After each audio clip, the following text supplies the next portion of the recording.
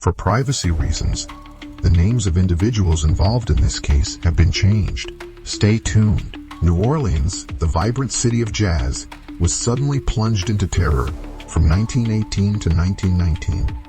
Innocent families were attacked in their own homes. Bloody deaths took place in the dark. The killer left no trace. No one saw his face. Only one thing was connected to the cases: a blood-stained axe blade. Who was he? Why did he kill? And most importantly, did he really disappear? Where every unsolved mystery contains secrets that want to be revealed. Step into the darkness and explore them with us. Don't hesitate to leave a like as an encouragement for us. And don't forget to subscribe to the channel and turn on the notification bell to update the most classic cases. The first attack occurred on the night of May 22, 1918, when an Italian immigrant couple, Giovanni and Lucia Bianchi, were brutally murdered in their home on a quiet New Orleans street. The killer quietly entered through the back door, breaking the lock with ease as if he had done this many times before. No one knows exactly what happened in the room at that fateful moment. But when the neighbors discovered it, the scene before them was horrifying. Giovanni lay collapsed on the bed, his head shattered by the violent swings of an axe. Lucia's throat had been slashed so deeply that her head was almost severed, the horrific wound staining the mattress red with blood. There was no sign of theft, and the jewelry was intact. The killer had not come for the riches, but for another reason, an inexplicable thirst for blood. Less than 2 months later, in the early morning hours of June 6, 1918, the nightmare continued with another attack.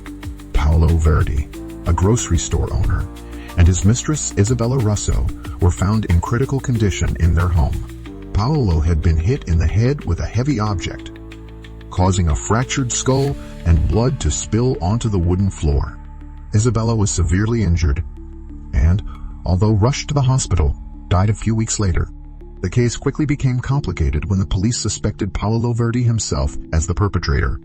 Signs of a struggle in the house, along with no evidence of an intruder, made him the prime suspect. However, there was no clear evidence to convict him, and the case fell into a deadlock. 2 horrific murders in less than 2 months had left New Orleans residents in a state of panic. Everyone wondered, were these random attacks, or was a real monster lurking in the night? After his first 2 murders, the axe killer did not stop. He continued to wreak terror throughout New Orleans, using the same brutal and incomprehensible method of killing. The attacks always took place at night, when the city was asleep. He often entered through the back door, his method showing his mastery of sneaking into homes without making a loud noise. The back doors were often broken with a sharp tool, perhaps a chisel or an axe, to create a gap large enough for him to enter. He did not rush but rather observed carefully before striking. What was even more terrifying was that his victims were not random. Most of them were Italian immigrants, especially small grocery businesses. These people were not wealthy, nor did they have any clear enemies, but they were still targets. The fact that the killer chose a specific group of people left the Italian community in a state of panic, wondering if they were being targeted for some reason. The murder weapon was usually an axe or a knife, but the most horrifying thing was that in many cases, the murder weapon belonged to the homeowner himself. The police noticed that he did not carry a weapon when he committed the crime, but often used an axe, a knife, or sharp objects found in the victim's house. This showed that he had time to rummage around to choose a weapon, something that a normal killer would rarely do. Another puzzling factor was that there were almost no signs of theft. Money, jewelry, and valuables were still intact. If it had been a murder for the purpose of robbery, the killer would not have missed the opportunity to take valuable items. But no, for him, killing was the only goal. He attacked with an inexplicable ferocity, as if he killed for a motive that was not within the normal logic of ordinary crimes. Murders continued to occur, back doors continued to be broken down, and Italians continued to fall. But the police still could not figure out who he was, where he came from, and most importantly, why he killed so relentlessly. On March 13, 1919, a local newspaper in New Orleans received a strange letter with no return address. Its contents immediately sent the entire city into a panic. The letter was written in an arrogant, provocative, and macabre tone. The writer called himself the Man from Hell and claimed that he could kill anyone he wanted without ever being caught. In the letter, he not only challenged the police but also mocked their inability to track him down. However, the most terrifying part of the letter was the ultimatum he issued. They have never caught me and never will, for I am invisible, not a man but a demonic spirit from hell. If I wanted to, no one could survive. At 12:15 next Tuesday night, I will pass through New Orleans again. However, this time I have a small proposal. I love jazz. So if you have jazz playing in your house, I may spare you. If not, watch out for my axe. This declaration quickly shocked the entire city. Never before had New Orleans felt death so close. A life-or-death game where music became the only defense. On the night of March 19, 1919, the city was immersed in jazz. Bars were packed. Street bands played non-stop, and homes blasted music throughout the neighborhood. The sound of jazz filled every corner, creating a scene that was both vibrant and haunting. A life-or-death night of music like no other in American history. And true to his promise, no one was killed that night. The biggest question is, why? Was he really out there, listening to the jazz tunes and deciding to spare lives? Or was this just a cruel, psychological game? In any case, this letter turned the Axe murderer into a bloody legend, associated with one of the scariest music nights in New Orleans history. Although the jazz night of March 19, 1919 temporarily stopped the killer, the peace did not last long. Just a few months later, the series of crimes continued, and he continued to terrorize the residents of New Orleans. The attacks still kept a familiar pattern. The victims were attacked in their homes. The back door was forced open. The murder weapon was still an axe or knife, and most of them were Italian immigrants involved in the grocery business. The last recorded case occurred on October 27, 1919. The victim was Giovanni Ricci, a middle-aged man who owned a small store in the city. In the early morning hours, Ricci's wife's screams frightened the neighbors. When they broke in, the scene before them made everyone shudder. Giovanni Ricci was lying on the floor, in a pool of blood. His head smashed by an axe, which was still stuck to his body. Blood splattered all over the room, proving that the victim had struggled before being knocked down. Ricci's wife, who was lucky to survive, was shocked to say that she woke up in the middle of the night because she heard a strange noise. When she opened her eyes, she saw a figure in dark clothes running out of the room, disappearing into the night. However, everything happened so quickly, and she could not see his face clearly. The strange thing was that there was no sign of a robbery, and valuables in the house were still intact. This further strengthened the theory that the killer did not kill for the motive of theft but simply to kill. After this case, the New Orleans axe killer suddenly disappeared. No one knows where he went. No one knows if he is still alive. Police have found no suspects. Despite years of investigation, his identity remains a mystery, leaving behind one of the strangest and most terrifying serial killings in American history. With no arrests and the identity of the killer remaining a mystery, numerous theories have emerged to explain the motives and true identity of the person behind these brutal attacks. However, none have been completely proven, making the case one of the most terrifying mysteries in American history. One of the most popular theories is that the New Orleans axe killer was a psychotic serial killer who did not kill for money or personal vendettas, but for his own pleasure. Serial killers often have a signature, and in this case, the axe and the method of entry were both highly repetitive.